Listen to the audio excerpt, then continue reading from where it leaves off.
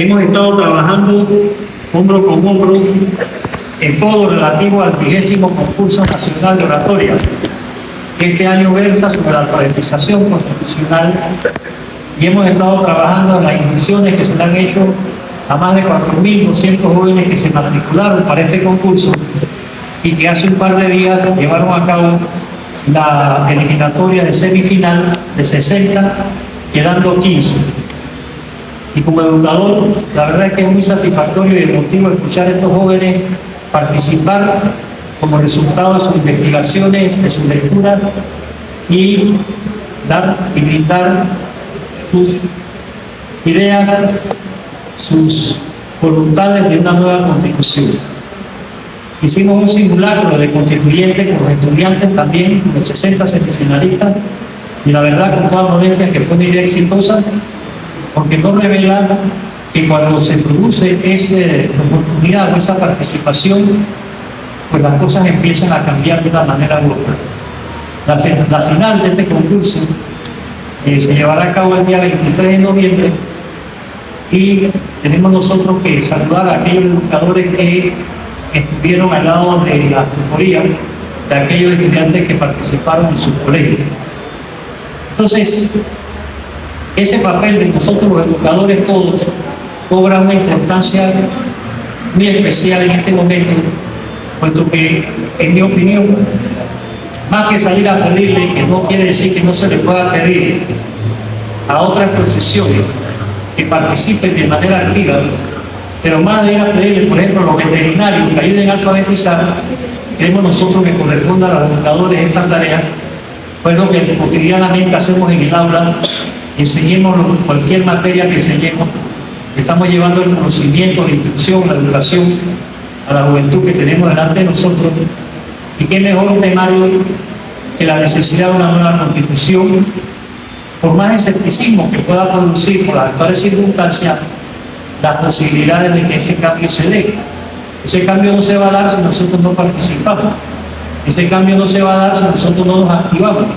Si nosotros no empezamos a producir y a crear las ideas de las normas que deben pasar a formar parte de esa nueva constitución y a abandonar cuanto antes una serie de prácticas que están impuestas en la actual constitución, que excluyen al ciudadano.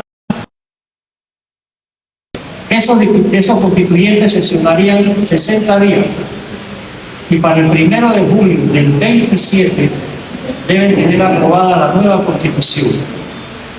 Esa nueva constitución se le daría un vacatio legis, es decir, un periodo que no entraría a regir, para que durante todo un año se difunda, se promueva, se conozca en todo el país, en todos los estamentos, en todos los hogares, en todas las escuelas, en todas las empresas, para que la ciudadanía conozca el nuevo texto constitucional, sepa cuáles son las normas que van a regir para poder hablar de supremacía constitucional, y después del 1 de julio del 28 habría que hacer un referéndum para que la población diga sí o no a esa constitución, porque se requiere la aprobación del soberano.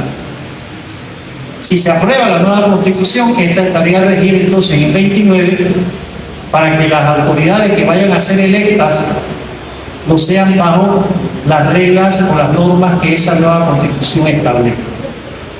Es lo que se tiene a grosso modo proyectado a la fecha, y de ahí esta tarea tan importante de la alfabetización constitucional, para que todos estos temas vayan siendo conversados, discutidos, debatidos entre todos. Yo sé, y todos los que están aquí lo sabemos, que hay mucha gente que no quiere cambio constitucional, y ellos pueden entenderlo. Los que están encaramados en algún renglón de poder no van a querer que se le cambie el poder, no importa cuál sea el cargo que tengan. Y podemos entender perfectamente bien que los adictos aún, los nostálgicos de la dictadura, no quieren que les toquen su trofeo de guerra, que es el estatuto constitucional. Es más, ya han salido por ahí algunos a decir que la constitución no se tiene que cambiar, que la constitución de Estados Unidos tiene 200 años y no la han cambiado, pero porque vamos a cambiar esta, que hay que cambiarla simplemente porque fue impuesta. La de los Estados Unidos tomó 11 años en un debate todavía valioso cuando uno lee a Jefferson, a Lincoln, a Madison, ¿verdad? Esta no, esta la pusieron y ahí quieren que se quede. Se puede entender eso. Pero el problema que tenemos es que esa gente que anda diciendo que no hay que tocar el Estatuto Constitucional impuesto no quieren ir a debate, ni quieren que se lleve a cabo la alfabetización y la están saboteando. Y están empezando a decir cosas que no son sobre el tema de una nueva constitución. Que si la nueva constitución uno la quiere para quedarse. Eso no es así. Ni puede ser así, ni debemos permitir que sea así. Bajo ningún concepto. Aquí no se queda nadie, porque van a haber nuevas reglas del juego. Quiere decir que entonces vamos a poder entrar en el cambio necesario en cuanto a la manera como se eligen los diputados, como se eligen los alcaldes, y ojalá que en esa nueva constitución volvamos a tener, por ejemplo, un régimen municipal que murió con la constitución del 46 cuando la tumbaron. El no tener municipios nos está haciendo un daño extraordinario como sociedad, porque es la célula, el núcleo de base, y que en América Latina en las últimas décadas es la institución que más progreso ha tenido. Entonces, nosotros estamos en esta tarea de alfabetización, pero sobre la base de que todos tenemos que seguir siendo alfabetizados. Y como les decía hace un momento atrás, para nosotros ha sido muy nutritivo la experiencia con los jóvenes del concurso de oratoria, porque hemos podido escuchar motivaciones e ideas que hoy los adultos mayores y menos mayores no escuchamos, sobre el país que debemos querer, sobre las instituciones que debemos tener, y que podamos ir dejando nosotros atrás una serie de comportamientos que no corresponden en una sociedad moderna. Yo sé que muchos de ustedes, y lo digo con el mayor de los respetos, están aquí obligados. Yo lo entiendo. Pero bueno, esa es la ley que hay. Pues. Le dicen, tiene que venir, tiene que aguantarse una charla que con las caras que ponen como que no le da ningún tipo de motivación. Pero yo cumplo con mi responsabilidad de compartir con ustedes una necesidad que no es para mí. Porque yo llevo más de 50 años peleando contra esta Constitución impuesta y no voy a dejar de hacerlo, aunque tenga que caminar solo. Pero sí hay una realidad. Si nosotros no entramos a hacer el cambio que este país requiere, entonces no nos quejemos de las cosas que pasan y de las que van a pasar, que van a ser cada vez peores. Porque no estamos en situación de poder solucionar ni un solo problema de lo que tenemos hoy si no hay un cambio de las reglas del juego. ¿Por qué? Bueno, porque este texto constitucional que nos gobierna es la matriz de la Constitución. Y para mí, lo puedo demostrar. El que no quiere cambio constitucional es porque está muy a gusto con la Constitución, porque le da algún beneficio, le hace algún favor a él o a un pariente. Como nosotros muchas veces nos encontramos con esa, nos hemos encontrado a lo largo de estos 35 años con la tosudez de la clase política de no querer cambiar la Constitución. Nosotros mismos estamos teniendo un comportamiento masoquista en el momento en que no procedemos a exigir ese cambio. En la volante que se ha repartido y que veo que sí le empezó a hacer fresco, es decir, que ya empezó a jugar un papel importante, hay un código QR que llaman, para si ustedes tienen alguna pregunta que formular, con mucho gusto voy a contestársela para todos. Yo dejo hasta ahí para no aburrirnos más y no tengan que echarse tanto fresco por el calor que hacen. Muchas gracias.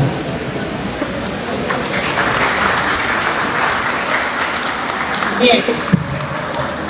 Sabemos que el profesor Miguel Antonio Bernal, a lo largo de la trayectoria que tiene en nuestro país, ha sido un abogado que lucha por los derechos del ciudadano. Él ha traído lo que es la reforma o la constituyente, ¿verdad? Alfabetización constituyente. Una nueva forma de cómo alfabetizarnos para ver el tema de los derechos de los seres humanos y los derechos de los panameños. Llega un momento ahora de lo que es el proceso de preguntas y respuestas. El doctor Miguel Antonio Bernal tiene la mañana de hoy para responder aquellas preguntas y aquellas respuestas que tienen por ahí alguna inquietud, alguna duda. Vamos a pasar a ese proceso. Miren que él ha sido honesto ante las situaciones que está pasando esta semana, ¿verdad? Él ha sido honesto. Entonces significa que es una persona en la que nosotros podemos confiar aquellas dudas, aquellas preguntas que nosotros tenemos. Así que sí se les pide, por favor, si hay preguntas, hay alguna duda al respecto, pueden levantar la mano para que el doctor pueda responder. ¿Preguntas? Profesor, ¿puede pasar adelante, profe?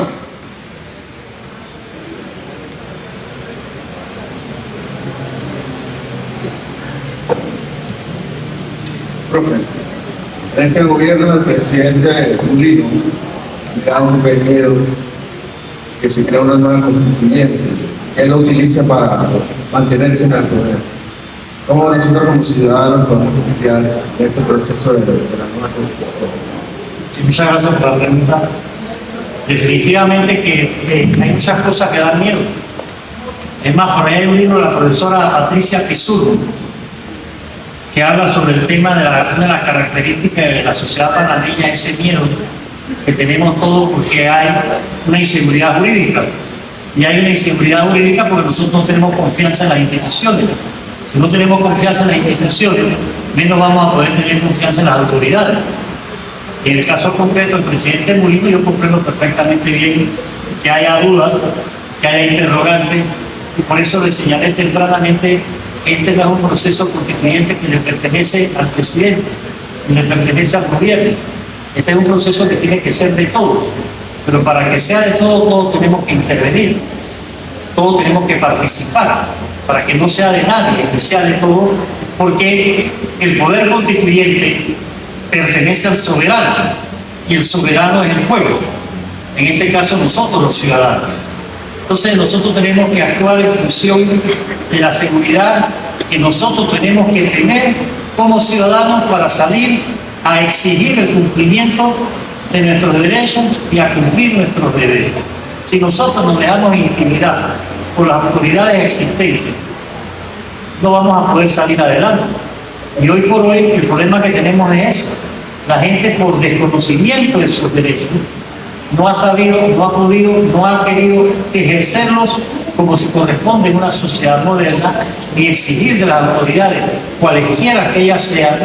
Ustedes vieron cómo la semana pasada, una vez más, la Corte Suprema, en ese océano de impunidad en que vive, perdonó a 180 y tanta gente que se había robado no sé cuánto por lo de los buses, ¿no? Todas las pruebas allí. Todos ustedes ven, como les decía hace un momento, de que los grandes ladrones andan sueltos y van a seguir sueltos porque el sistema no está hecho. El sistema procesal penal de este país no está hecho para meter en la cárcel a los que roban bastante. Eso sí, agarran a un santeño con una iguana y le clavan 6 años. Inmediatamente, sin procesarlo. ¿Ven? Pero agarran a uno, ahí tienen a los Bolívar, a los el otro, con millones. Pero entonces, como hay una desconfianza, en este caso, los fiscales, el procurador se valen de esa potestad que ellos tienen para hacer lo que les da la gana cuando no hay una reacción ciudadana. Pero yo sí creo que puede haberla. Miren, el mejor ejemplo así inmediato de que la gente puede reaccionar, lo que pasa es que no hay organización para esa reacción, con la pretensión de los magistrados de la Corte de querer jubilarse con el último salario después que se lo acaba de aumentar. Hubo una reacción ciudadana, atomizada, desorganizada, pero esa reacción nos obligó a regular. Imagínense ustedes si hubiese una reacción organizada en la sociedad, pero ahora mismo uno de los problemas que nosotros tenemos, y usted lo sabe mejor que yo, es que no tenemos, diríamos nosotros, organizaciones sociales, ¿verdad?, ejerciendo esa tarea de promover y defender los derechos. Y aunque uno no debe mentar la sobra en casa del ahorcado, y yo lo puedo decir, ¿no?, las organizaciones magisteriales se han dejado desvalijar las conquistas que bastante precio se pagó para tenerlas, simplemente porque no han sabido tomar en cuenta la necesidad de la participación en defensa de sus derechos adquiridos. Y esto ha sido muy grave, porque aquí hubo una lucha muy seria bajo la dictadura, en 1979, de parte de los gremios magisteriales, que en aquella época sí supieron tener una dirigencia que sí supo luchar. no se cerró una calle, no se tiró una piedra, no hubo un solo enfrentamiento con la dictadura, pero se triunfó porque se conquistaron todas las peticiones gremiales que se tenían en aquel entonces que beneficiaron a los educadores. Hoy es todo lo contrario, los educadores están en una situación que hay que recuperar cuanto antes el papel que le corresponde a los educadores dentro de una sociedad. Porque una sociedad que no respeta a los que les enseñan a leer y escribir no vale la pena. Pero si los que enseñan a leer y escribir no se dan a respetar en defensa de sus derechos, entonces ¿de qué estamos hablando? Por eso es que es importante que todas estas cosas se conversen, se debatan, y no es para ponernos de acuerdo, es para poder salir adelante y vencer esos miedos. Hablando de miedo, Chile, dictadura de Pinochet. Chile y Panamá son los dos países que mantienen la constitución militarista. Chile trató de cambiar su constitución en todas oportunidades, después de una violencia social que se generó en el 19, y no lo lograron. Y estaba leyendo un libro que se llama así, Las constituyentes del miedo. ¿Pero qué fue lo que venció? El miedo al cambio. Y hoy en día en Panamá yo siento que todavía hay mucho miedo, aunque a la gente no le gusta confesar que le tiene miedo, hay mucho miedo a los cambios. Eso lo plantea Maquiavelo en su obra El Príncipe. Eso se escribió en el siglo XVI. Aquí hoy nosotros lo que le debemos tener miedo a que las cosas no cambien, porque estamos viviendo en un mundo en que los cambios están a la orden del día. Usted compra una computadora hoy y dentro de 6 meses ya la gente la ve y dice, mira, tú andas con esa arcaica. Y no hablemos de los celulares. O sea, todo está cambiando, menos nosotros, porque somos los que tenemos que cambiar. Más preguntas que pueden hacerlas también al código QR. Con el código QR no se sabe quién pregunta ni de qué celular viene. Sí, ya le doy la palabra. Tanto en el banner que tienen hay un código QR, como también en la hojita, en la volante. Si ustedes escanean, pueden también hacer las preguntas ahí, eso se refleja acá e inmediatamente se les responde. La profesora de Jardín La Mañanita. Buenos días, mi nombre es Kiri Ruiz. Solamente para solicitarle si puede ampliar un poquito más el aspecto que usted habló de elegir constituyentes por provincias. ¿Cómo va a ser ese proceso? Gracias. Recordándole que nada está escrito en piedra, sino que son sugerencias para que sean mejoradas. Nos estamos guiando exactamente en ese punto por lo que se hizo en el 45. En el 45 la elección de los constituyentes, que no tiene nada que ver con diputados, que son los que van a ir a debatir y aprobar una nueva constitución, se hizo por provincia y nacionalmente. Nacionalmente, aquellas personas que reunían los requisitos para ser constituyente a nivel nacional, por ejemplo, se postulaba en Panamá, pero en cualquier provincia se puede votar por esa persona. Con eso se busca una representatividad demográfica más amplia. La constituyente lo que busca es ser lo más representativa posible en todo. Y la elección provincial se hace constituyente por provincia de acuerdo con la población, pero tratando de mantener una equidad. Por ejemplo, en el 45 no había comarcas. En esta ocasión hay que garantizar de que las comarcas van a tener su representatividad. De igual manera se pretende, se aspira a que la cantidad de constituyentes sea lo más paritaria posible. Es decir, si hay, supongamos, 50 constituyentes, que haya 25 mujeres y 25 varones. Porque tenemos que ir pensando en la paridad para todos en este país. Y se quiere hacer la constituyente como en el 45, es decir, que la elección sea con participación de todos. Todos los ciudadanos en edad de votar, si ciudadanos en edad de votar lo mismo, o sea, todos ciudadanos deberán votar. ¿Cuáles van a ser los requisitos? Eso nos toca a nosotros empezar a conversarlo y a plantearlo. Aparte de que sea panameño de nacimiento, aparte de la edad, habría que ponerse de acuerdo qué edad se va a poner, si se va a mantener la calle de 35, que no me parece para ser magistrado, si de 25, de 21 o simplemente de 18. Yo después de haber escuchado esos pelados en estos concursos, yo me he quedado con ganas de sugerir, porque yo no decido, hay que pensar que los jóvenes tienen que participar. Y hay jóvenes que están bien preparados ya, que todavía no han salido secundario. Eso es en líneas generales la manera como se quieren llevar las cosas. Ahora bien, si no nos vamos a manejar con el Tribunal Electoral, que no debemos hacerlo, porque no ha sido hecho para una constituyente, ellos han sido hechos y ahí están viendo una comisión para reformar el Código Electoral para los partidos políticos. Entonces tenemos que ir pensando en cómo podemos, como se hizo en el 45, no había tribunal electoral, se nombró una comisión de ciudadanos probos que se encargaron del procedimiento. Es una cosa que una vez establecida las reglas no necesitan mayor conocimiento en el sentido de que sería, bueno, que el tribunal electoral pase toda la información de los electores y se organiza esa votación de los constituyentes. Esos constituyentes, antes de ser electos, hay que establecer los requisitos. Y también hay que decirles, para no repetir uno de los errores que se cometió en el 45, que cuando terminan su función el 1 de julio del 27, si mantenemos la fecha, se van para su casa. No se van a quedar ahí.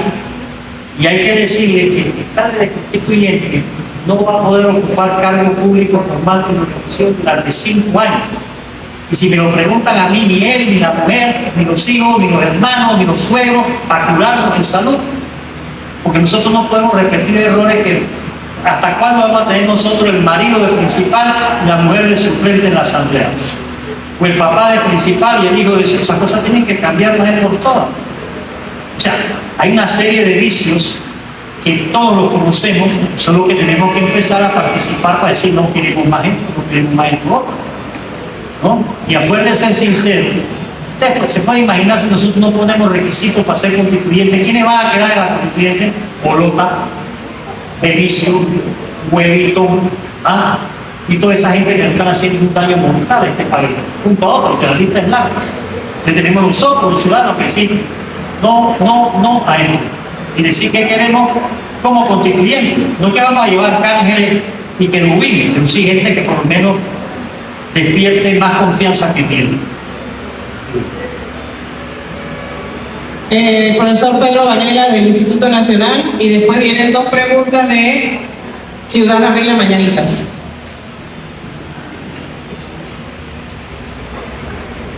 Buenos días, doctor. Me complace escucharle. He estado presente en muchas de sus intervenciones, tanto a nivel de universidad y en otros foros.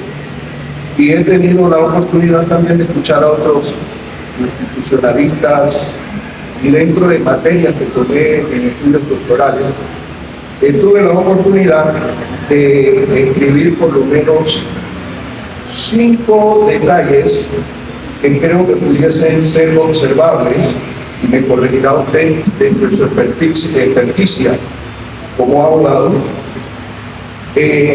pero lo doy a manera de aportación a todos. Sabemos de hace años que la Constitución de la República de Panamá, vigente desde 1972, usted me corregirá, ha sido objeto de varias reformas a través de los años, debates que ha habido, pero realmente lo que se necesita, como bien se está planteando, es una reforma profunda o prácticamente una nueva Constitución. Y son 5 detalles que durante las charlas que he asistido, he escuchado, me han fortalecido, se apagó, se quedó sin pila. Sí.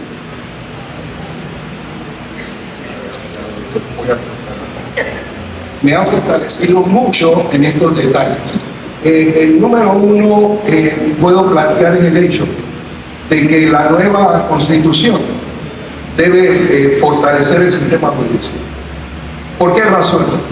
Debe crearse un sistema judicial independiente dentro del órgano judicial y el Ministerio Público, evitando así la influencia, ¿verdad?, política en las designaciones de magistrados y procuradores. Son observaciones que he podido registrar y escribir. Dentro de este fortalecimiento del sistema judicial, También establecer procesos transparentes y meritocráticos de nombramientos y evaluaciones de puestos. Eso se está pidiendo a grito para mantener un mecanismo de rendición de cuentas para evitar la impunidad en casos de corrupción, que creo que lo estamos viviendo hoy en día en nuestro país. Un segundo fortalecimiento, cambio que requiere la Constitución, son reformas al sistema político electoral. Creo que usted lo estuvo mencionando hace un rato. En este detalle muy importante, nosotros pudiéramos mencionar dentro del sistema de estas reformas en el sistema político electoral, debe regularse mejor el financiamiento público y privado de campaña. Eso se ha estado discutiendo, se ha estado hablando. Creo que arriba avance en esto para reducir la compra de votos y el llamado clientelismo a lo cual nosotros nos estamos viendo a través de la época, doctor.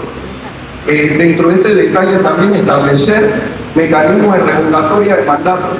Yo creo que nosotros, como ciudadanos, todos pensadores, estudiados y que nos estamos moviendo dentro de las líneas de enseñanza y aprendizaje, requerimos que este detalle dentro de lo que forma el sistema político electoral sea establecido, la revocatoria de mandato para diputados, para alcaldes y representantes que no cumplan con sus propósitos y, ¿por qué no?, otras personas que están en mando. También reducir el exceso de poder en la asamblea. Esto es bien importante, equilibrando las funciones entre los tres órganos del Estado. Esto es interesante. Y así limitar el transfugismo político y exigir mayor transparencia a los partidos políticos. Tercer aspecto, ya terminar. Tercer aspecto. Debe haber una modernización también del órgano ejecutivo. Es bien importante. ¿En qué sentido? Revisar la concentración de poder en la presidencia, evitando de repente las futuras prácticas autoritarias, estableciendo límites más claros a la reelección inmediata de ciertos cargos. Ya nos estamos viendo también que creo muy personalmente que cuando se extiende el periodo de poder de una persona dentro de un cargo en cualquiera de los órganos que componen, ¿verdad?, las fuerzas de nuestro país, vemos que se diluye lo que vendría siendo el avance de una nación. Por eso es que hay que establecer límites claros a la reelección inmediata de ciertos cargos y mayor descentralización administrativa y financiera hacia las provincias y comarcas. Yo creo que eso se está pidiendo a grito, doctor Miguel Ángel.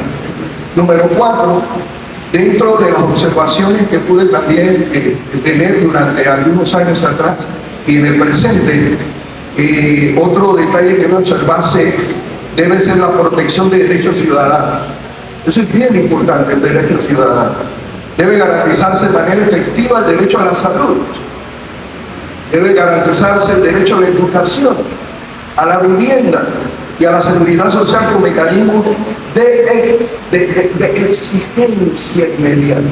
Otro detalle dentro de esta protección de derechos humanos, reforzar el conocimiento y el respeto a los derechos de los pueblos indígenas en nuestro país y los afrodescendientes, incluyendo normas más fuertes de protección ambiental también y desarrollo sostenible, que creo que se ha estado trabajando, doctor, de una manera. Y finalmente, la transparencia y rendición de cuentas.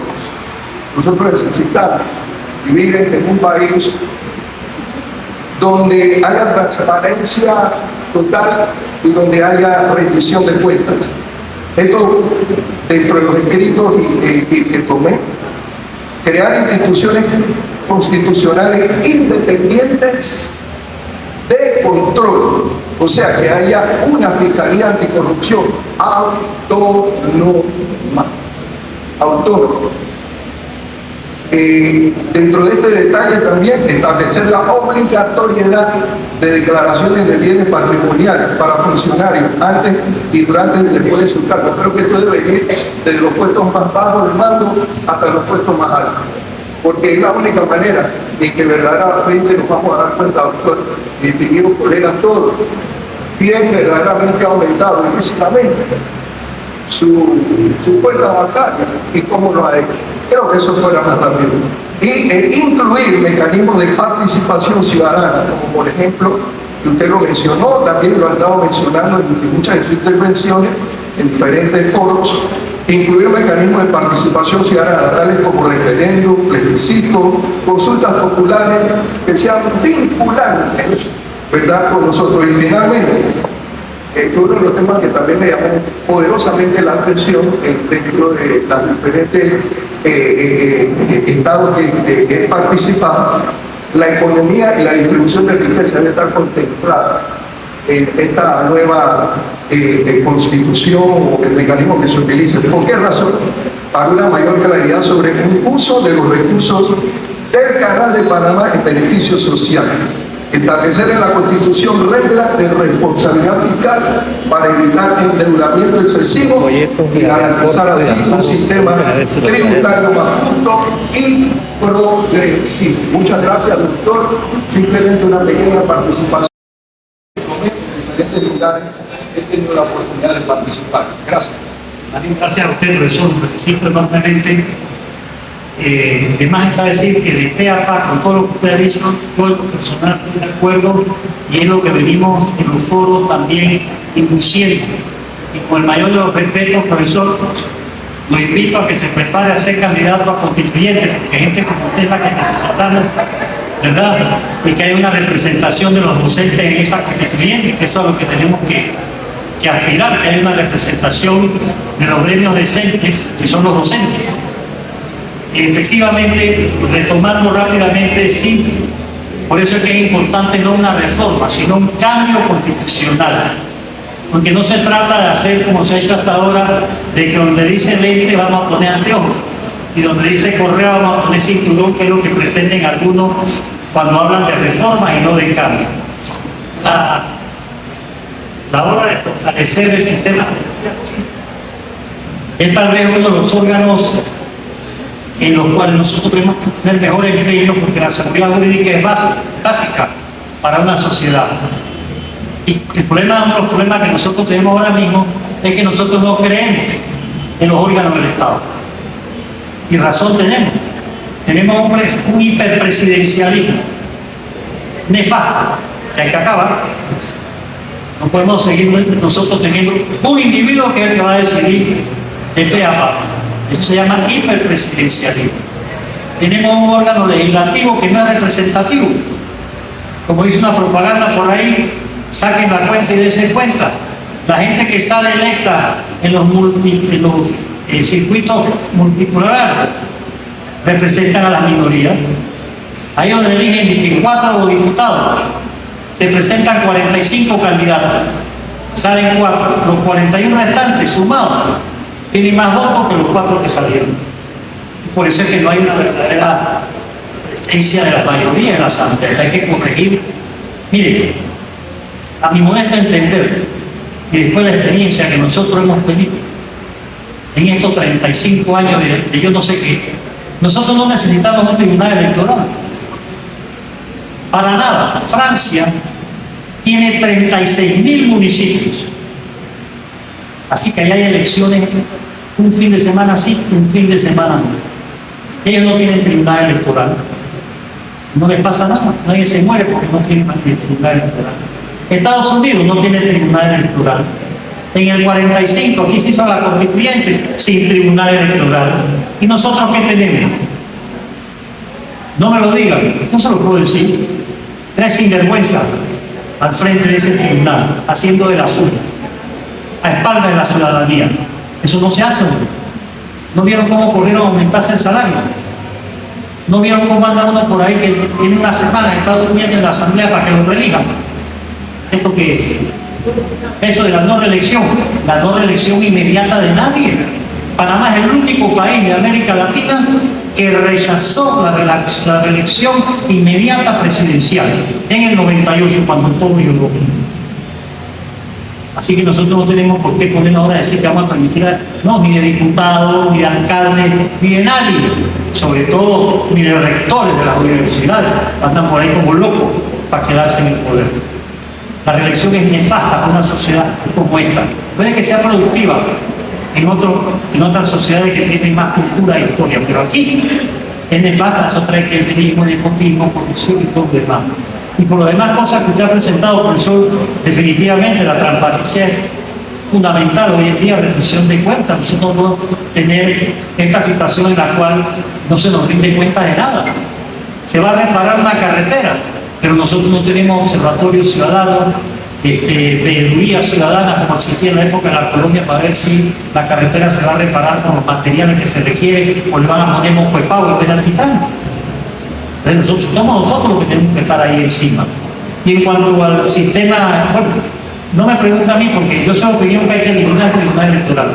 Y el edificio ese grecorromano que ellos han construido para ello, se lo damos al Tribunal Constitucional, que sí se requiere como una instancia necesaria para mayor seguridad ciudadana. La revocatoria de mandato, yo creo que para los constituyentes, antes de elegirlo, hay que establecer la revocatoria de mandato inmediata si no cumplen con el compromiso de que van a defender tal o cual cosa, y que sea una revocatoria, como dicen ahora, fast track, donde no cumplen, se bajan. Yo también creo que hay que eliminar los suplentes. Los suplentes son una carga. Suplente de diputado, ¿para qué? Suplente de alcalde, ¿para qué? Suplente de magistrado, ¿para qué? Eso nos cuesta dinero. Hay 701 representantes de corregimiento. Cada uno tiene un suplente. Saquen la carga fiscal que eso representa para nosotros los que pagamos impuestos. Entonces, esas cosas son las que hay que conversar, y qué bueno que usted las trae a colación, profesor.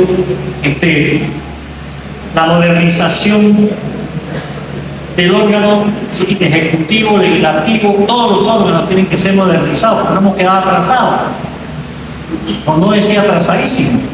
Cuando uno, mire, usted agarra, mire la Constitución de Colombia, que data del 91, producto de una constituyente, y compárenla con lo que nosotros tenemos como Constitución, y ustedes se van a dar cuenta de lo atrasado que está. Vean la mano que dice ahí del Ministerio Público, vean lo que dice ahí de la acción de tutela, vean lo que dice ahí del Tribunal o la Corte Constitucional, y todo eso fueron logros de los colombianos a través de un proceso constituyente. Ahí donde está. Y también la descentralización. Aquí no ha habido, con esa ley de descentralización, lo que ha habido es una rebusca bien grande, pero descentralización como tal. Ahora, descentralización no es atomización, como se ha hecho ahora en un paisito tan pequeño, con 701 corregimientos, ¿no? ¿Por qué? Porque como eliminaron el municipio por constitución, hoy en día no tenemos la principal célula de todo estado, que es el municipio. Finalmente, decía el profesor de multiplicar los mecanismos de participación ciudadana. Ahí tiene que venir un título que se llame Poder Ciudadano. Porque ¿cómo es posible, apreciado docente, que si somos nosotros los ciudadanos los que con nuestro voto le damos poder a los órganos del Estado, nosotros no tengamos poder de supervisar esos órganos del Estado como Dios manda? Ahí hay una contradicción flagrante. Entonces, hoy por hoy, alfabetización es participación, participación es poder ciudadano. De lo que se trata en esta tarea de la alfabetización es empoderarnos como ciudadanos, empezar a darnos cuenta que nosotros somos los que tenemos que ser el sujeto, el verbo, el predicado, la oración de la sociedad, no las autoridades. Más preguntas. Profesor Bernal, hay 3 preguntas en el código QR. La primera, profesor, en nuestra Constitución se establece que el 314 nos dice cómo se hace una asamblea constituyente, por qué o dónde viene la originaria. Esa es una de las preguntas que más me encanta que me hagan, porque es la pregunta de los recalcitrantes. Es decir, si tenemos un estatuto constitucional impuesto y dentro de esa imposición introducen el 314 que crea o impone la llamada constituyente paralela. Aquí, como estamos entre docentes, No me equivoco si digo que todos sabemos que la paralela es una figura geométrica. Y pare de contar. En la historia, en la doctrina, en la teoría de la constituyente, eso de paralela no existe en ningún país del mundo. Eso lo metieron en la reforma del 2004 para que no haya. Y si ustedes se leen el 314, ese es un artículo que pone todo en manos del Tribunal Electoral. Mira tú en manos de quién. Lo más peligroso que hay ahora mismo en esta sociedad. Porque excluye al ciudadano. Entonces eso de paralela no va, aunque por ahí hay algunos que andan recogiendo firmas para una constituyente paralela, a sabiendas de que la paralela no es constituyente. ¿Por qué la originaria? Hombre, aquí en Panamá, cuando metieron ese artículo 314 en el 2004, es decir, hace 21 años, los que veníamos defendiendo la necesidad de una constituyente, tuvimos que empezar a hablar de constituyente originaria para marcar una diferencia tajante con la paralela. Pero lo que es realmente originario, como les decía, en la exposición es el poder constituyente. ¿Por qué es originario? Porque crea constitución y nadie lo puede reemplazar. Entonces, hablar de asamblea constituyente paralela es un insulto a la historia de la humanidad. Pretender imponer una paralela es realmente crearnos más problemas, porque no va a cambiar. Una parte de ese artículo, si lo consultan leyendo el Estatuto Constitucional vigente, dice: la Asamblea Constituyente Paralela no podrá, y apenas dice no podrá, ya dejó de ser constituyente, porque usted no le puede imponer reglas a la constituyente diciéndole que no podrá hacer esto o aquello, que fue lo que pasó también en Chile, que le pusieron a la constituyente impedimentos, ya dejó de ser constituyente. Entonces, ojalá que los partidarios de la paralela acepten la invitación que se les viene formulando de que vayan a los foros a debatir, no a mentir, porque esa recogedora de firmas lo único que está haciendo es crear confusión, al punto de que ayer nada más la señora se me acercó para decirme: doctor, ¿dónde le firmo? ¿Y me va a firmar un autógrafo? Cuando usted no está recogiendo firmas, Dios me libre. Yo recogí firmas en su momento por una constituyente de verdad, pero ahora los que andan con la recogedora de firmas son los que andan en otra cosa. Y se me olvidaba con relación a lo que decía el profesor: la revocatoria de mandato tiene que existir para todo cargo de elección. Presidente, diputado, alcalde, todo, porque nosotros somos los que lo elegimos. ¿Por qué tenemos que esperar 5 años? Cuando usted contrata, para usted que tenga una casa o apartamento y que necesita poner una casa con un murito de 5 metros de alto por 10 de largo, contrata un albañil. Y cuando va por el segundo metro, usted se da cuenta que lo que está haciendo no es lo que usted quería. ¿Usted qué hace? ¿Usted lo deja terminar? No, no lo despide. Punto, aquí está lo que le debo. ¿Por qué tenemos nosotros que aguantarnos diputados, alcaldes, representantes o presidentes que no estén cumpliendo debidamente? Entonces tenemos que instaurar la revocatoria de mandato con un procedimiento en que seamos los ciudadanos los que decidamos. Eso es importantísimo. Para todo cargo de elección. Claro, al igual que la no reelección.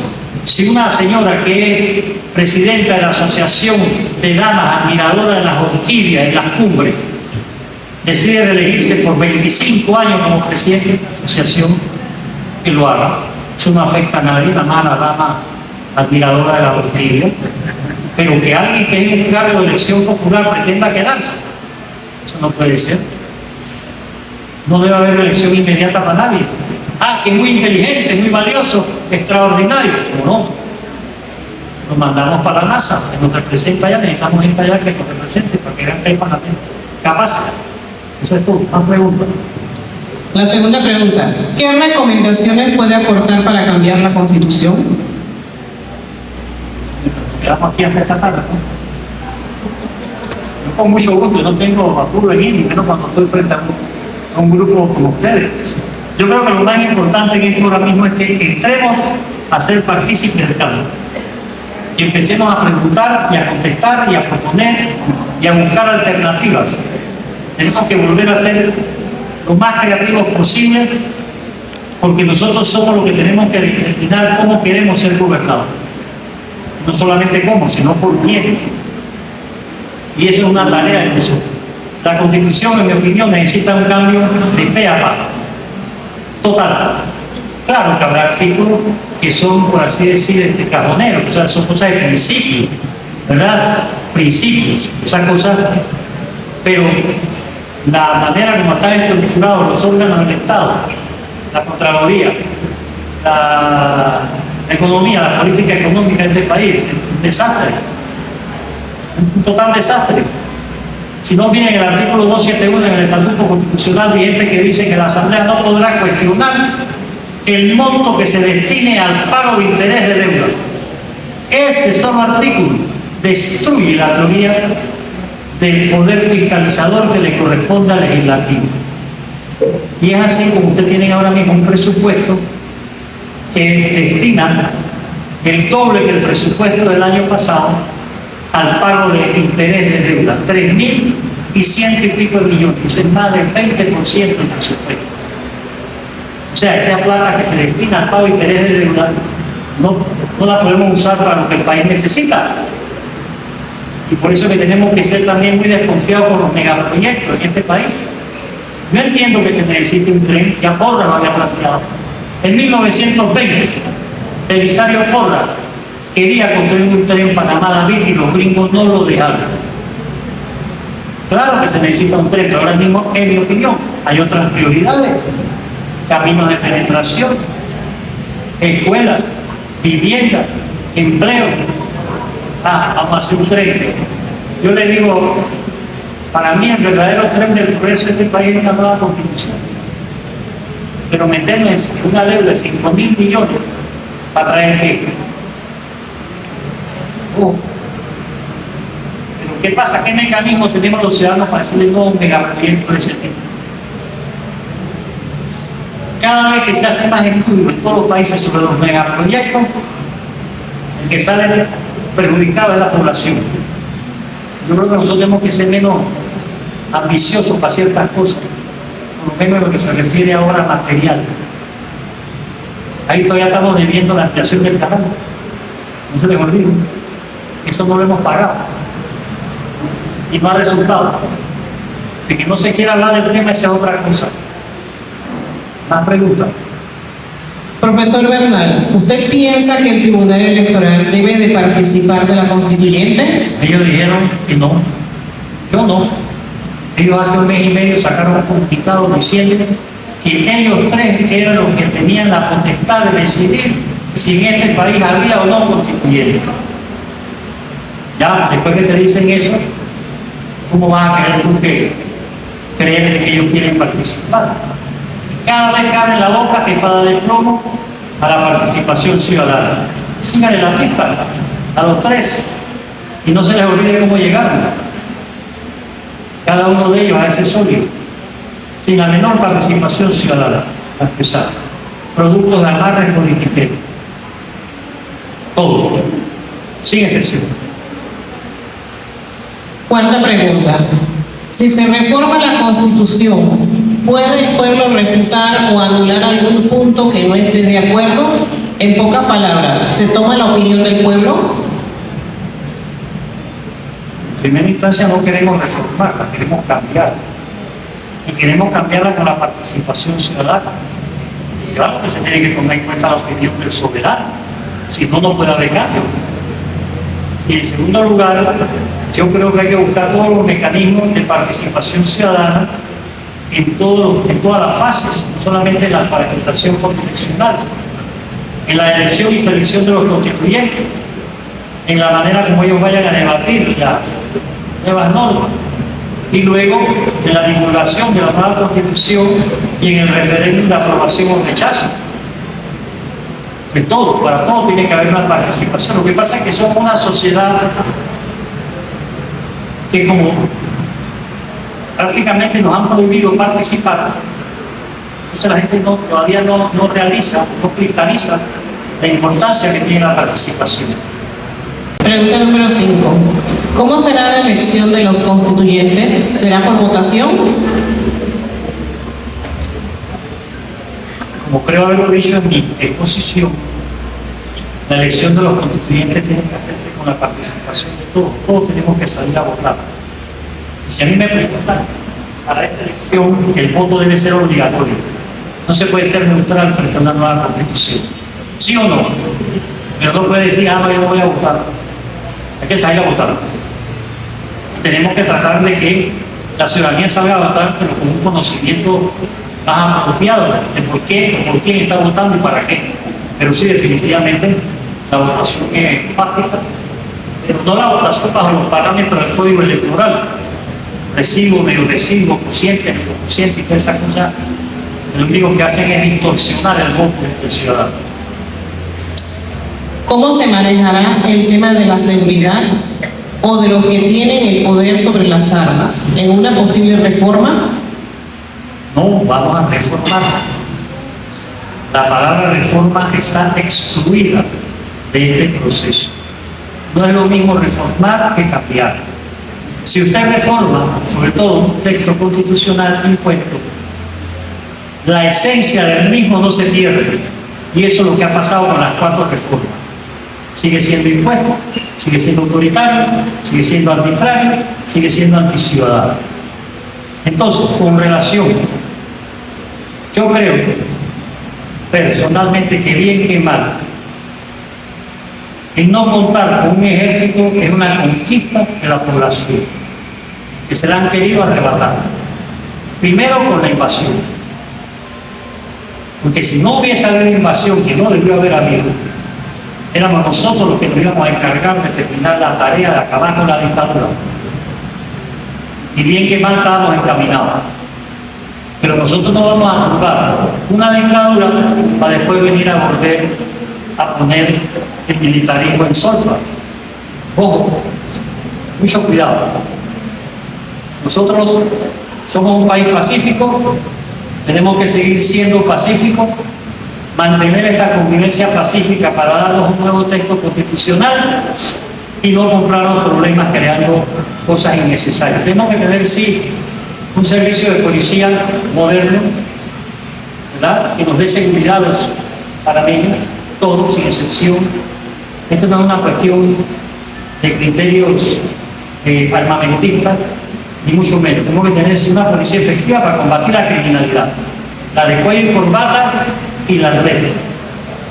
Pero yo personalmente nunca he sido una hora que voy a ser partidario del militarismo bajo ninguna de sus formas. Por aquí hay gente que no lo ve pensando que ojalá que vuelvan los militares, no es el problema de ellos. Pero hay de nosotros, si nosotros dejamos abierta una rendija para que el militarismo regrese.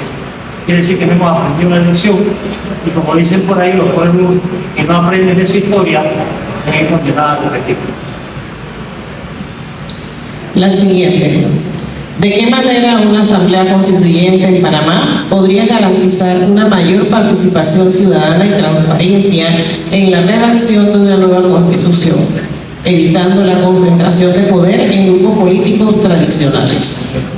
Hace algunas décadas atrás me tocó invitar en mi carácter de catedrático de Derecho Constitucional al profesor Vladimiro Naranjo Mesa, constitucionalista colombiano, que había sido presidente de la Corte Constitucional de Colombia, a que dictara unas charlas aquí en Panamá. Y yo le preguntaba al final de una de ellas, maestro, ¿qué es lo que más le aportó a usted de la constituyente? Me contestó inmediatamente, dice, el que los colombianos pudimos conocer más y mejor nuestros derechos. Y solo por eso había que hacerlo. Eso a mí no se me ha olvidado ni se me va a olvidar nunca. Y yo creo que nada más, yo le decía el día pasado a algunos miembros del equipo, que el solo hecho de que hayamos logrado en estos 8 meses empezar a hablar de alfabetización constitucional, de constitución, de esto y de aquello, ya es un paso adelante. Ya solamente eso ya nos pone a todos en la obligación de seguir avanzando en el camino de un aprendizaje de nuestros derechos, de nuestros deberes, claro está, porque los derechos van casados a los deberes. Pero sí, yo sí creo que con la participación ciudadana aquí se van a poder corregir resultados. Espero que sea tácito y sobreentendido que una constitución nueva o una constituyente no es una varita mágica que va a resolver todos los problemas y que al día siguiente ya aquí va a haber empleo, distribución equitativa y todas esas cosas. No. Pero vamos a montar una nueva constitución con las herramientas necesarias para empezar a solucionar los problemas, que ahora mismo no tenemos las herramientas. No las tenemos. Y por eso pasan las cosas que están pasando y van a seguir pasando. Vamos a continuar porque aquí hay una pregunta importante que creo que a todo pueblo panameño le interesa. La Constitución Política de 1972, profesor Bernal, de Panamá, con todas sus reformas, establece que no hay fueros ni privilegios. Sin embargo, sabemos que hay leyes como la que recientemente modificó la Ley 462 de la Caja de Seguro Social, establece que la jubilación de las mujeres es a los 57 años y la de los hombres a los 62. Ahora bien, es bien conocido que la esperanza de vida de la mujer es mayor que la del hombre, por razones relacionadas a su gestación. Por otro lado, se le priva a la mujer de los mejores 5 años de cotizaciones. Estamos ante una constitución machista que privilegia al hombre con relación a la mujer. Es una consulta y una duda, profesor. Definitivamente estamos frente a una constitución que no respeta el principio de los fueros y privilegios y que no respeta tampoco la igualdad de la ley. Y eso para todos los campos, no solamente en materia de seguridad social. Con relación a la seguridad social, siempre fui partidario de que tenía que hacerse casualmente la alfabetización antes de ir a cambiar la ley. Porque estamos frente a una población que no todos tenían conocimiento real de lo que es el seguro social. Para mucha parte de la población, la seguridad social es un lugar donde uno va a buscar pastillas o a conseguir una cita médica, y eso no es la seguridad social. Y ahora estamos frente a esta situación en la cual se aprobó una ley de la manera que se aprobó, pero que no quiere decir que no se pueda reformar a través de la participación ciudadana y una nueva constitución. Cualquier ley que esté en contra de esa nueva constitución no podrá regir. Entonces tenemos que pensar a presente y a futuro, pero definitivamente que entre los correctivos que hay que hacer, como les decía en mi intervención, se necesita paridad para todos, pero sobre todo igualdad de la ley, que hoy por hoy no existe ni para hombres con mujeres, ni tampoco frente a un país que es el tercero con la distribución de riqueza a nivel mundial. Una siguiente pregunta. En la constituyente deben agregar que no es factible un 34% de votos para elegir a un presidente de la República, ya que se debe tomar en cuenta la mayor cantidad de votos, no un mínimo que no representa a todos los votantes. Definitivamente, si a mí me preguntan, yo creo que los cargos de elección en estos tiempos que recurre ya no se puede hacer que la mitad más uno. Tiene que ser los 2/3. Y el que no alcanza los 2/3 que vaya a una segunda vuelta. Pero eso quiere decir que salga el que tiene el 50% más uno. Eso no necesariamente es representativo. Entonces subamos a los 2/3. El que se candidatiza a presidente no tiene los 2/3 a segunda vuelta. El que se candidatiza a diputado, alcalde o a lo que sea, 2/3. Y en la asamblea tenemos que ser más estrictos para que una serie de leyes se apruebe con los 2/3 de los votos de la cantidad de diputados, no con los 2/3 de los presentes, porque ellos hace años que vienen practicando una acción que es contraria, porque dicen, ellos hablan de quórum aprobatorio y aprueban leyes donde además hay 8 diputados, 3 caen en el baño, 5 votan y con 3 están aprobando leyes que a nadie le importa.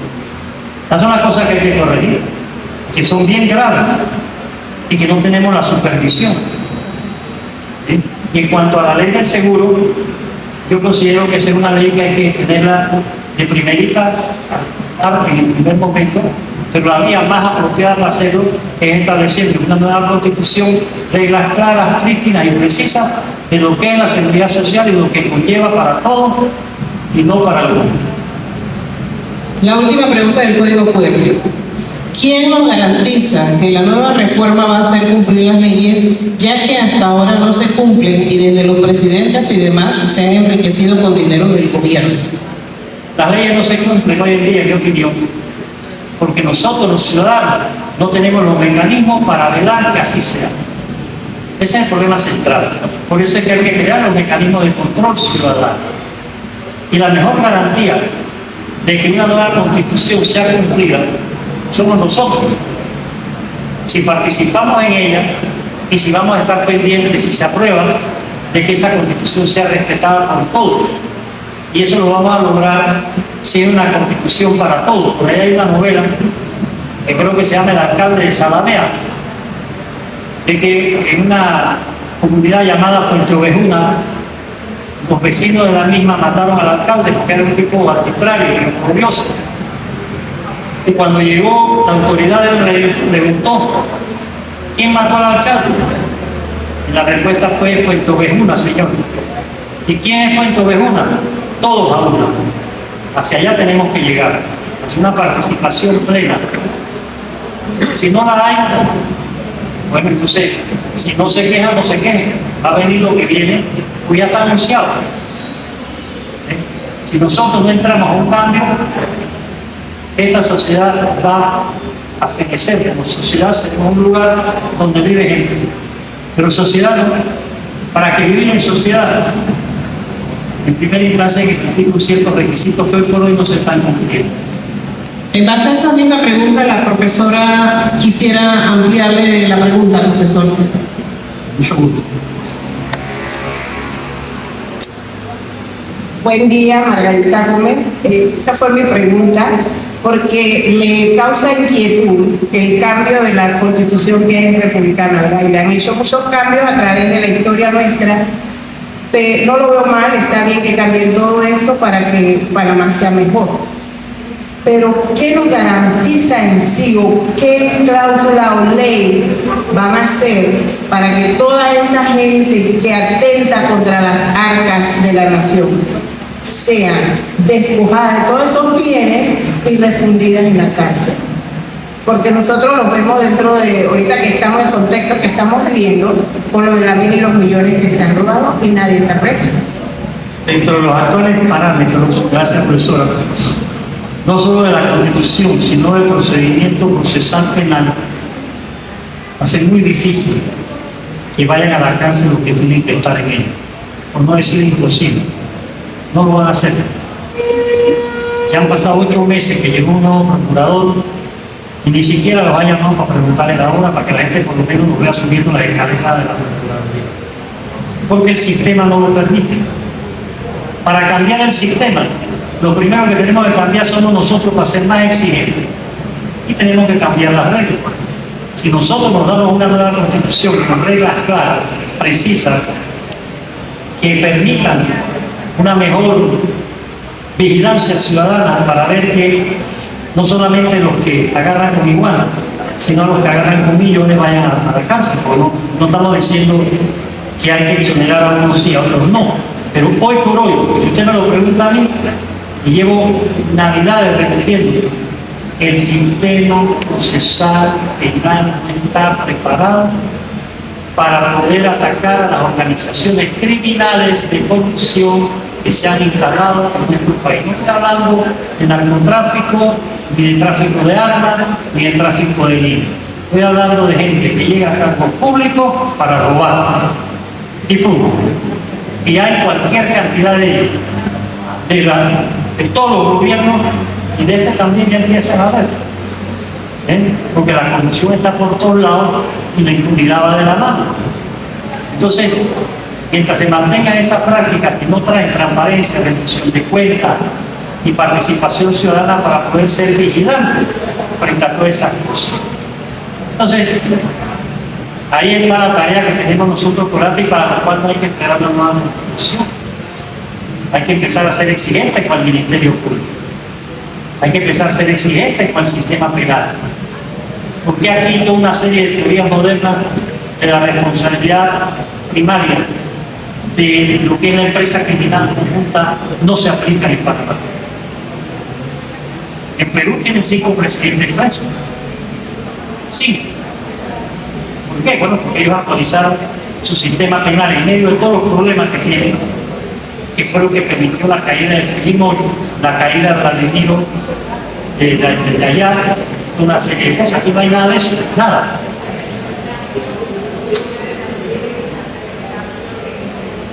Y que definitivamente si cambiamos de constitución, tiene que cambiar todo el contenido de los códigos, porque los códigos tienen que armonizar con la constitución que pasa a ser la ley suprema.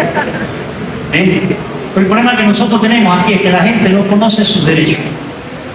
Si a una madre le llevan al hijo preso a las 10 de la noche porque estaba en la vereda, ¿qué hace esa madre? Corre a tocarle la puerta a la vecina y le pregunta si conoce un abogado. Porque ella no sabe que ella tiene todo el derecho de ir directamente y poner un habeas corpus oral o escrito a favor de su hijo porque no se necesita abogado. Entonces ella va a la vecina a buscar un abogado. La vecina le dice que allá abajo, 3 cuadras más abajo, hay un abogado. Cuando a las 11 de la noche ella le toca la puerta al abogado, el abogado lo primero que hace es mirar el reloj y le dice: ay, doñita, a esta hora está un poco difícil, pero bueno, yo voy a hacer el intento, pero tiene que darme por lo menos unos $100 para ir a hablar con el secretario a ver qué se puede hacer, y por ahí empieza la cosa. Porque hoy en día hay muchos simuladores de derecho que no hay abogados. Y como la gente no conoce su derecho, la señora va y empeña lo que no tiene, porque ella lo que quiere es sacar al hijo de la casa. Y ella no sabe que la están engañando. Y el hijo, en lugar de quedarse menos de 24 horas, se queda 24 meses. Y el abogado lucrando. Y las autoridades. O sea, esas cosas de lo cotidiano son las que tenemos que empezar a exigir. Pero para eso tenemos que conocer nuestros derechos. Yo, en lo personal, yo no le daría culpa a nadie que no sepa hacer un habeas corpus. ¿Por qué? Porque un habeas corpus es el único recurso que hay para garantizar la libertad corporal de cualquier persona. Y no se necesita abogado. En Colombia tienen la acción de tutela. Es como un amparo chiquito. Cualquier ciudadano, cual se dicte una orden de hacer o no hacer, que venga de la autoridad pública o particular, puede interponer la acción de tutela. Eso no existe en Panamá, porque no les ha dado la gana. No han querido, porque aquí todo está hecho para perjudicar al ciudadano, y eso es lo que permite la sobrevivencia de los poderes políticos, no importa quién gobierne, este o cualquier gobierno. Aquí puede traer mañana al Papa León XIV, lo ponemos en la presidencia de la República y cuidado, que vamos a tener que pedir que se lo lleven para el Vaticano y para el Papa. No porque no sea bueno, porque esto no es una cuestión de ser bueno o ser malo. Es cuestión de que hay un sistema que permite que se hagan cosas que no se deben hacer a las autoridades. Pero como nosotros no tenemos los mecanismos de protección, entonces pagamos el pato. Profesor Bernal, en base a Derecho, el profesor Samuel del Departamento de Filosofía del Instituto Nacional tiene una pregunta. Buenos días, profesor. Primero que todo, la pregunta radica en lo siguiente. Veo que principalmente el tema de la transformación constitucional radica más en una transformación de naturaleza procesal más que sustancial. Si no me equivoco, primeramente. Porque al principio, en una parte de su disertación, usted dice que la transformación no viene tanto de la esencia de lo que pueda hacer o los derechos que tiene el individuo, si no me equivoco. Lo que estamos planteando es la transformación. Tiene que venir primero de parte de nosotros. Ok. Sí. La pregunta más a forma personal bajo su criterio. Quería saber qué nos depara en base a la transformación constitucional, en base al sistema judicial o el sistema de justicia. Partiendo primeramente que la gran crítica que muchos tenemos aquí es cómo se está dando el manejo del sistema de justicia. Todos sabemos, cuando vamos al sistema de justicia penal, el sistema de justicia penal es poco equitativo. Como dijimos, a una persona que toma una iguana, lo meten una cantidad de años en prisión, a diferencia de uno que roba millones y millones. Pero también nos damos cuenta que los que administran justicia más, esto es bajo el punto de mi criterio personal y justificando mi pregunta. Bajo los que administran justicia, si uno se va a la esfera penal y a los que administran justicia, tal como establece el Código Procesal Penal, el ejercicio de la acción penal la tiene el Ministerio Público. El Ministerio Público, si nos damos cuenta, vamos a la sección de investigación, tiene un grave problema de hermenéutica jurídica. Y vemos que todos los criterios, tanto de las secciones especializadas de investigación, bajo ciertos aspectos varían. Además de eso, si nos vamos a los órganos, la esfera ordinaria, en este caso la civil, la penal, los tribunales superiores, la corte, tienen un problema serio de lo que es la unificación de la jurisprudencia. Entonces, es un proceso que se tiene que ir trabajando en este tema constitucional. Quería saber más o menos cuál era la propuesta que tenía bajo este aspecto constitucional. En muchos países existen tribunales de naturaleza de corte constitucional y desde hace muchos años esos tribunales de corte constitucional se han mantenido a lo largo de los años. Ejemplo de esto tenemos a Francia con los tribunales constitucionales, los tribunales de naturaleza de casación que vienen desde el siglo XVIII. Además de esto, en Latinoamérica, en Europa hay juzgados de naturaleza constitucional que obviamente a lo largo del tiempo también han prevalecido, pero en Panamá no hemos tenido estos tribunales de naturaleza constitucional. Tuvimos en su momento, en una ley de 1999, una sala quinta de corte constitucional que posteriormente fue declarada inconstitucional. Además de eso, cuando nos leyendo un poquito del libro, que habla bastante de este corte de naturaleza procesal, habla también del amparo de garantía, el habeas corpus, que debería ser un proceso orientado bajo una jurisdicción de corte constitucional, pero lo ve la esfera ordinaria que es la esfera civil. Entonces hay un sistema bastante híbrido, en vez de darle ese lugar constitucional o un tribunal constitucional o una vertiente judicial de naturaleza constitucional, que a la bajada nos quedamos pensando si hay un conflicto entre lo civil y lo constitucional. Entonces la gran pregunta, y bajo su postura principal, bajo su criterio personal, ¿qué usted considera o cuáles son las propuestas que tiene esta transformación constitucional para este sistema de justicia que a la bajada no está siendo el más adecuado o no tiene el favor de la colectividad? En primera instancia, el sistema no está hecho para hacer justicia. Y para eso no hace falta ser abogado bajo criterios antidemocráticos y anticiudadanos.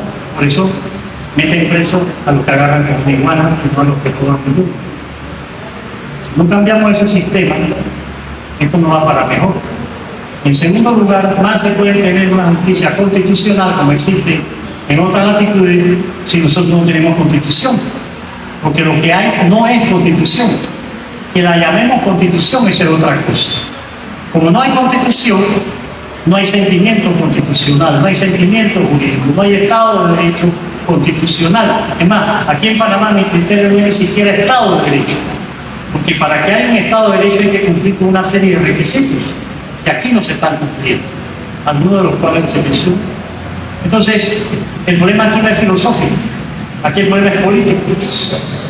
Político partiendo de la base de que hay que empoderar al soberano. Pero, como yo le digo a mis estudiantes, porque estoy en el aula todos los días con ustedes, esos pelados que van a estudiar Derecho, yo les advierto, si no leen, váyanse a estudiar con metodología. Porque tienen que leer, no quieren leer. Tienen que tener una disciplina, no quieren tener. Y el sistema no está hecho para enseñarles a que aprendan, sino para que no aprendan. Y eso es lo que hace felices a ciertas autoridades de la universidad, que saben que tienen un sistema donde ingresan con la esperanza de aprender a saber y lo que hacen es desaprender. Y lo mismo pasa acá en el terreno. Aquí nos impusieron eso que se llama acuerdo de pena. ¿Qué ha pasado con el acuerdo de pena? Que ahora la maleantería de cualquier tipo, antes de cometer el delito, ya tienen todo hablado para acuerdo de pena. Y son tan descarados que lo hacen a la luz pública. Hace unos 3 meses, no sé si ustedes se acuerdan, salió en los medios un señor que se había robado 12 millones, aquí en Panamá, 12 millones de balboas, y fue con su abogado al fiscal en busca de un acuerdo de pena. Y salió narrado como llegó el fiscal. Vivo aquí con mis clientes porque tenemos un acuerdo externo. Mi cliente se robó 12 millones, pero no le está aquí hoy arrepentido. Prueba de su arrepentimiento. Le basta decirle que el tipo tiene una cara de que le había pasado un 4x4 por encima. ¿No? Así que ha traído aquí en un maletín un monto para llegar a un acuerdo externo y dice el fiscal, ¿cuánto trajo? Dice 2 millones. Y los otros días dice, bueno, lo gastó. Y se hizo el acuerdo externo. Y pusieron al sujeto a que pase una vez al mes a firmar. O sea, como esos casos hay todos los días. Una cosa que metieron cuando estaba la Porcel para salvar a la Odebrecht, el acuerdo de eficaz colaboración, que se supone, aunque usted haya sido partícipe, le perdonan todo, o sea, y eso está funcionando. Y así están pasando todas las cosas. O sea, todo el sistema está hecho para la impunidad, no para sancionar. Y los griegos decían, la sociedad que no premia a los buenos y no castiga a los malos, se acaba. Ese es el problema que hay. Entonces, la reconstitucionalización que se pretende, la reinstitucionalización que se desea, tiene que pasar necesariamente por la sumigación de toda una serie de prácticas que jamás debieron llegar a nuestro sistema, porque están ahí. El sistema penal acusatorio, a ver, ¿quién ha tenido una buena experiencia con el sistema penal acusatorio? O con los mal llamados jueces de paz, que ahora le cambiaron el nombre y le pusieron jueces comunitarios. No son ni jueces, ni son de paz, ni son comunitarios, ni el ciudadano el que paga el pago. Miren lo que está pasando con los asesinatos, los homicidios. 38 mujeres han sido asesinadas. La última, porque los fiscales no le dieron la protección. ¿Pero qué protección le hubieran podido dar? Una orden de alejamiento. ¿Usted cree que un homicida va a respetar una orden de alejamiento? O sea, estamos atrasados. No queremos hacer las cosas que hay que hacer. Ya van 38 mujeres en 8 meses. Y el sistema abanica los homicidios cuando no castiga a los homicidas. Así andamos en este país. Dos preguntas más que llegaron al código QR para finalizar, doctor Bernal. Usted dice que debemos participar. ¿Cómo se puede participar? ¿Cómo garantizar nuestra participación? ¿Cómo podemos garantizar que las modificaciones a la Constitución sean tomadas con seriedad y sean establecidas sin intereses políticos? Formas de participación hay cuantas uno quiera elegir. Aunque sea una decisión de abrir esos espacios de participación por el momento a través de la invitación a todos a compartir su conocimiento en materia de constitución, de constitucionalismo y de prójimo, con sus estudiantes, con sus familiares, con sus vecinos. Ya después los que quieran participar como alfabetizadores, hay para rato de cosas que se pueden hacer. Otra forma de participar es también entrando a conocer más y mejor sus derechos, entrando a conocer más y mejor los progresos que las constituciones han traído para otros países. Allí en la hoja que se les difundió hay dos correos, en los cuales ustedes pueden enviar sus sugerencias.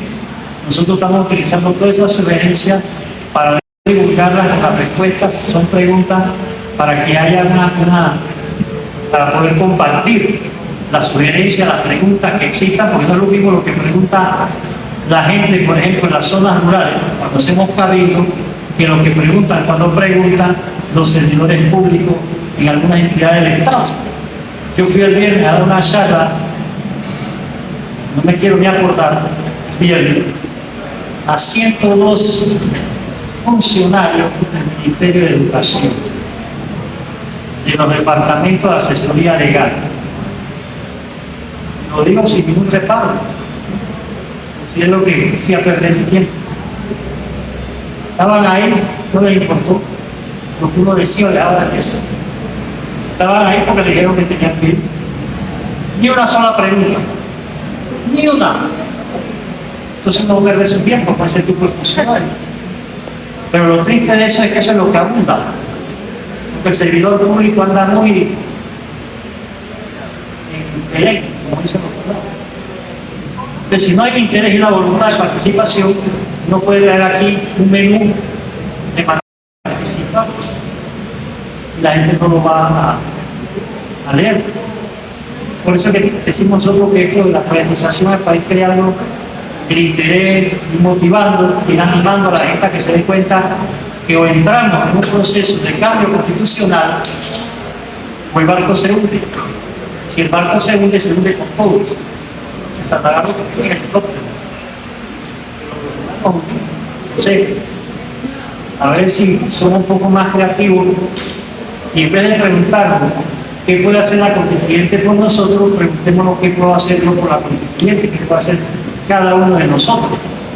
Pero claro, si de salida se van a basar en falacias, en falsedades como las que emitió aquí la salida, entonces definitivamente que no vamos a ningún lado.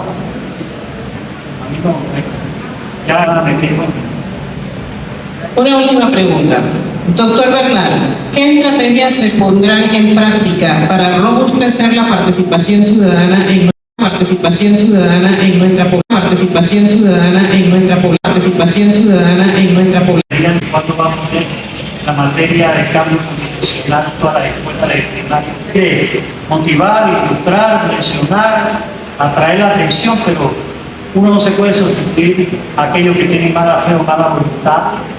Simplemente no quieren creer porque Molino es malo, pues. ¿Y qué culpa tengo yo que Molino sea malo? Yo no soy Molino. Pero aquí se están equivocando el objetivo alguno. Profesor, una pregunta personal. Ante todas estas situaciones de la alfabetización de la Constitución, la calidad de la educación, primeramente desde las leyes educativas. Yo creo que eso tiene que venir de abajo hacia arriba. Y el problema de la educación es de abajo hacia arriba. Y el problema de la educación es parte de nosotros lo que tenemos que hacer con el canal, como si fuera de él. Pero en mi país hemos sabido reaccionar y nos hemos quedado cortos. Y se ha aprovechado, porque hay una ley física que dice que cuando un cuerpo deja un vacío, hay otro que lo llena. Entonces nosotros como ciudadanos estamos dejando demasiados cuerpos vacíos y no entramos a llenarlo y nos sentamos a esperar a que la ministra venga a decir lo que hay que hacer. No, esto es al revés. Esto es al revés, la ministra, el ministro, lo que sea. A que el diputado, no, nosotros. ¿Quién eligió esos diputados? Nosotros. Que ahora no nos caiga bien, es otra cosa, pero yo le preguntaba el otro día, no me acuerdo en qué charla, levanten la mano los que tienen el número del celular del diputado por el cual votaron. Nadie levantó la mano. Y entonces yo les decía, pero ¿cómo no van a tener celular del diputado por el cual votaron si nosotros somos los que le pagamos el celular? Luego tenemos derecho a tener el número para cualquier cosa, para llamar luego para llegar a la asamblea. ¿Usted por qué votó como votó? Pero como están tan mal acostumbrados, ahora dicen que el celular, el número es de ellos, que no te lo dan. Nos tienen muy mal acostumbrados, como le pasó y terminó a un grupo de estudiantes de la Facultad de Derecho hace unos años que lleva a la caja de ahorro Casa Matriz de España y salían como 5 o 6 estudiantes con una cara de pocos amigos. Profesor, ¿qué les pasa? Dice, no, el profesor Cochés, los Cochés daban en aquella época mercantil, nos mandó a la caja de ahorro a buscar el reglamento interno. Ajá, y entonces dice, no, allá no lo podían dar porque era interno. Entonces cuando me dijeron eso, como yo conocía casualmente al gerente, le digo, oye, pues estaba ahí. ¿Cómo va a ser eso? Con una cara de pocos amigos. Y tuvieron que darle el reglamento, porque ese funcionario estimó que era interno, o sea que no era paga. O sea que no era paga. Problemas que se dan en el país. ¿Cuándo iniciaremos el año? Alfabéticamente, alfabetización. ¿Qué tiempo será la alfabetización? No, para mí, en la medida en que ya estemos hablando del tema, ya estamos dentro del proceso constituyente. Como le mencioné en mi charla, la alfabetización para mí ya empezó y no debe pararse nunca. Nunca. Aunque nos demos una nueva constitución, la alfabetización es algo que tiene que estar presente 24/7 en todos lados, para todos. Sin embargo, aquí queremos que sea como prioridad hasta el 1 de julio del año entrante y después entrar, sin dejar de alfabetizar, a la fase correspondiente a la organización, procedimiento y demás de la elección de los constituyentes. Habrá otra fase de alfabetización fundamental una vez se apruebe la nueva constitución y haya que difundirla, enseñarla, promoverla, etcétera, etcétera. Así que la alfabetización yo creo que es algo que llegó, si es que ha llegado, para no irse más. Y nosotros, los educadores, debemos ser los principales promotores de la alfabetización, ya sea constitucional, ya sea de cualquier tema. Muchas gracias, doctor Bernal.